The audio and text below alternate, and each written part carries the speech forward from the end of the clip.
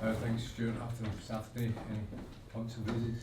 No, we're pretty much the same in terms of players that have been on the pitch this week. I think the only thing of note really is that Callum Slattery is suspended for the game. You know, from Callum playing a significant amount of game time and pretty much been a permanent fixture for me over the course of this season, so he's the one that will undoubtedly miss out, and everybody else seems to be in pretty decent shape out with the longer term injuries that we've got, and Lennon and Pap and Paul McGinn as well, obviously. Sure. How much of a lift have the lads taken from that result?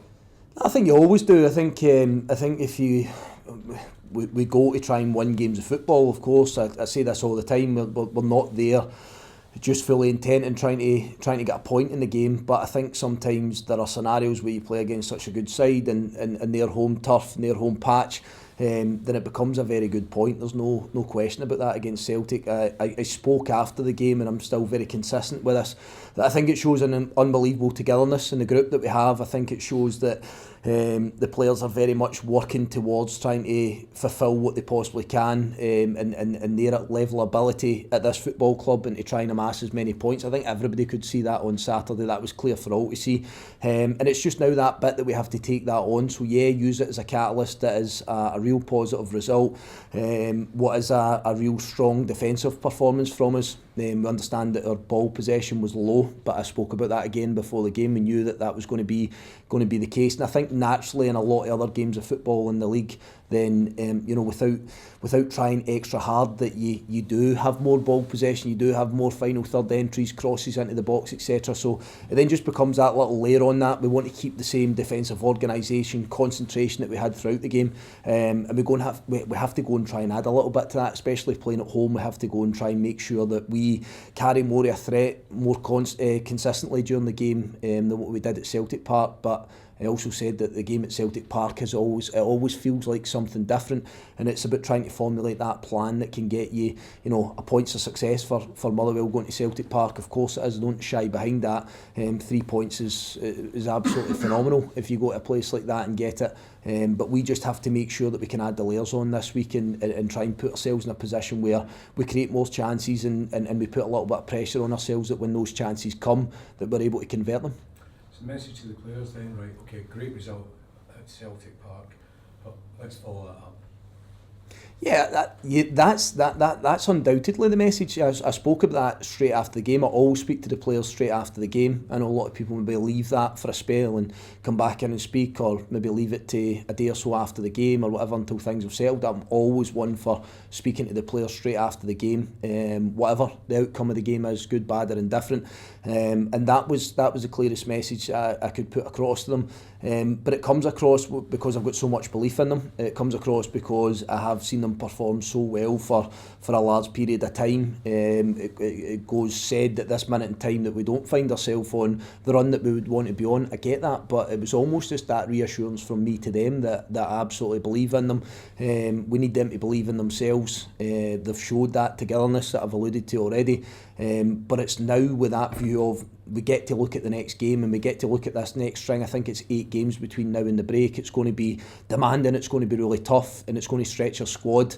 But I think if we do it and play with the purpose that we did do on Saturday, as I say, with those natural differences that come in certain other games of football, then I think we give ourselves a better than average chance. I just felt that at times, and I spoke to you about it, that our decision making has went slightly wayward in big moments, and it's cost us. But I thought that we showed an unbelievable level of concentration against Celtic, and I need that to continue. The players need that to continue. The football club need that to continue, because ultimately we do want to amass as many points as we can and try and see if we can start moving up a few places in this league. And the only way we'll do that is by that standard that was set, but try to find a consistency in that as well.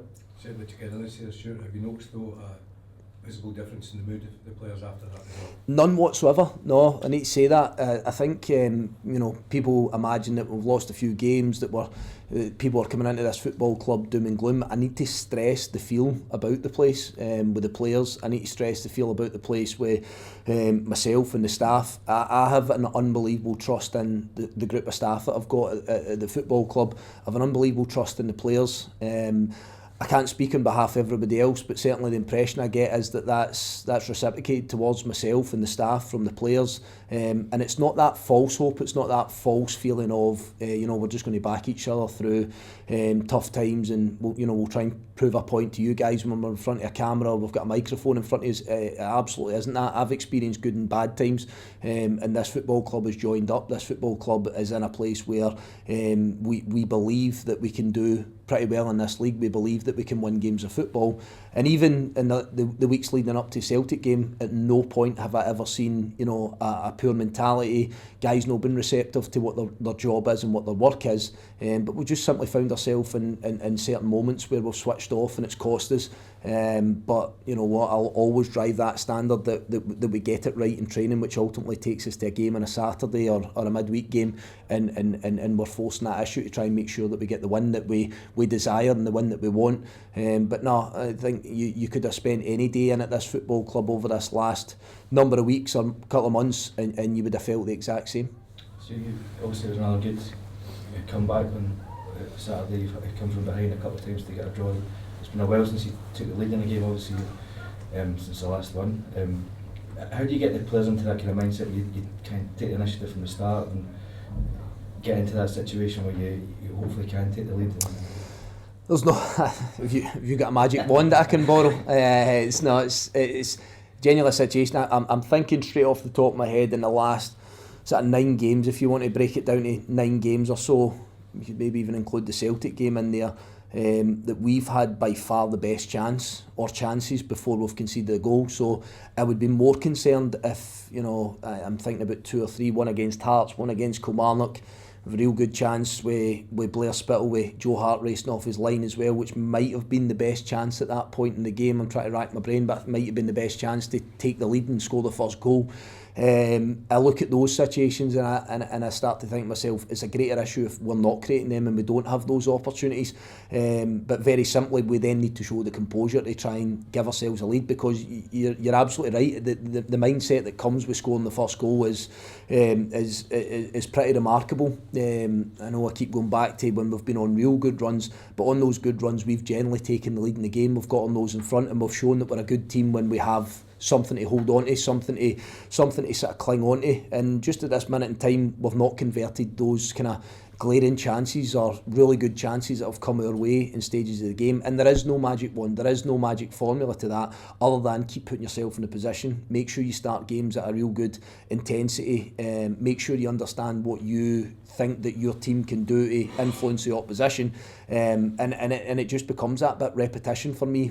How do you improve anything in life? It's repetition. So the more we can put ourselves in that position, the more I believe we will score the first goal, and the more I believe it puts us in a situation where we can start to win games of football. You obviously get 3 games in 8 days against teams who might be in and around you.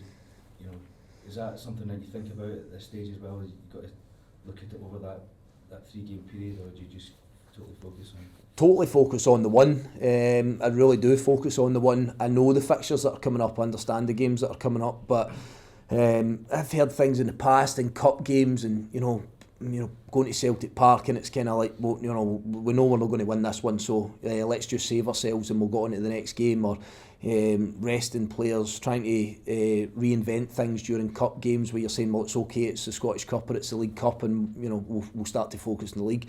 Never my mindset, never has been my mindset. The next game's your next opportunity to do something good, and I believe that if I don't give it my best version and my best thought process, then I'm cheating everybody. So that's exactly how we approach Saturday. We try and give our best version, and then we know that we have a long trip up to Dingwall, and we know that we're going up to face what's going to be undoubtedly a real tough game for us, but Saturday needs to take care of itself first before we start shifting our mindset. Our analysts downstairs are very much in the process already, looking into Ross County. Myself have spent some time just whenever you find a loose few minutes looking at what they are. But as I say, apart from that, every thought process goes on to Dundee, and we kind of get carried away with ourselves and start to think too far ahead, because undoubtedly in football, when you do that, it's got a habit of coming back and biting you. And we just really need to focus on this next home game that we have, and try and see it as an opportunity that we can try and hopefully put some more points on the board and try and set us up for the run that you speak of. Dundee going ahead to this weekend, obviously Dundee, they're in quite a fine run of form, 3 wins in their last 5. I think, kind of how hard a test do you expect in this weekend? No, they're going to be a difficult opponent. It's going to be a really hard game. I think what Dundee have done this season is they've managed to really find their feet in the division quickly. They've been able to post some points, post some wins that you speak about. They've obviously had the luxury of adding to their squad, and Tony's come in as a manager for the first time around, and he's undoubtedly added something to the football club. So we know it's going to be a real stern test. They've been good at times home and away, so I don't think all of their points have just necessarily come at Dens. They've been good on the road at times as well. So we know it's going to be a difficult game for us. We know that they've got good options in their team. Obviously lost the last time out. Does that mean that they freshen one or two things up? I'm not entirely sure, but again, we'll brace ourselves for whatever that might bring. And probably if you just isolate it to some individual players in their team, there's probably some guys that have played Championship and run about that level over the last season or two that have really stepped forward and shown that they can be really good Premier League players. So again, brace ourselves for all of that. I think it was a pretty even game in the first day of the season when we played at Dens. Unusual situation where a game's pretty close, I think, to being called off at one point because of the water line in the pitch. But I didn't think there was a great deal between the teams on the first day. And I certainly think that we are better, just purely in the fact that we get to work with the players for a longer period of time. But I would imagine they would be saying the exact same, getting a feel for this division. So I look forward to what hopefully is a good game, and hopefully we can come out the right side of it. You mentioned that tricky run before the new year. Is the message to the players that aren't currently getting much game time to kind of bide your time and get ready, because squad rotation's got to happen? Really? Squad rotation, again, I've never been a big believer in just rotating a squad just for the sake of it. I think if we are performing, if guys are performing their role well and adding something to this team, then they'll have that full faith from myself. But it's also important that everybody else that maybe finds himself on a bench is taking their opportunity. Now, if that's not minutes on the pitch, it's sessions on the pitch. And you have to make sure that you're showing that you're better than the guy that's in front of you or the guy that's been selected before you. That's a simple formula that's existed long before I was involved in football, but one I really value. So yeah, at times through suspensions or injuries we may have to change things, but I think it's important that the guys that are sort of vying for that place are every minute, every day, I believe, is an opportunity for you to impress, and making sure that they do that. Stuart, we asked you last week about Kevin. You said you'd love to have him back, but obviously finances dictate stuff like this. You had the opportunity to have a conversation to see if that would be possible at all? No, it's genuinely, again, I think I was pretty honest with you last week, and it creates a few headlines purely off the back of what Kevin offered Scottish football, and I understand that, but I think where we sit just now, for what I'm led to believe, is Kevin's been granted permission to come back to Scotland. I think his girlfriend's due to give birth any day now, and that's literally where that is. We're active in all fronts to try and see if we can maybe strengthen our group and see whether we can add one or two in January. That's always the case. Everyone will tell you the exact same. But I think Kevin's situation, probably looking at it off the back of last week, is a bit complex in the very nature that he's a Groningen player. He has been granted permission to come home and all the rest of it. So I think probably just right for me at this point just to kind of let that one settle. I wish Kevin all the best and his girlfriend all the best for what's going to be an exciting time for them. And then I think everything else in football terms starts to pick up over the next few weeks, and this rat race that we all know and love when it comes to a transfer window will definitely accelerate into that in the coming weeks, along with all the games that we've got to look forward to as well. So Kevin aside, do you think you might be able to do some stuff? We would hope, probably like every club, to see. I spoke on Saturday. I think we have currently 14, 15 fit senior players. That's not a big squad in the Premier League set. You know, I think if you look through pretty much every other group, every other team in the country, there's significantly more senior players. What we do have within that is, and the bit that's really pleased me, is a lot of, or several, I think, trying to count again today, 5 of our under-18s group training with our first team, and some of these lads are starting to excel and starting to perform well in training. So there's that aspect that we always want to give them a pathway, but I think equal to that is that long hard season, and we probably just need to add 1 or 2 more, hopefully in January, depending how certain things move and how certain things work.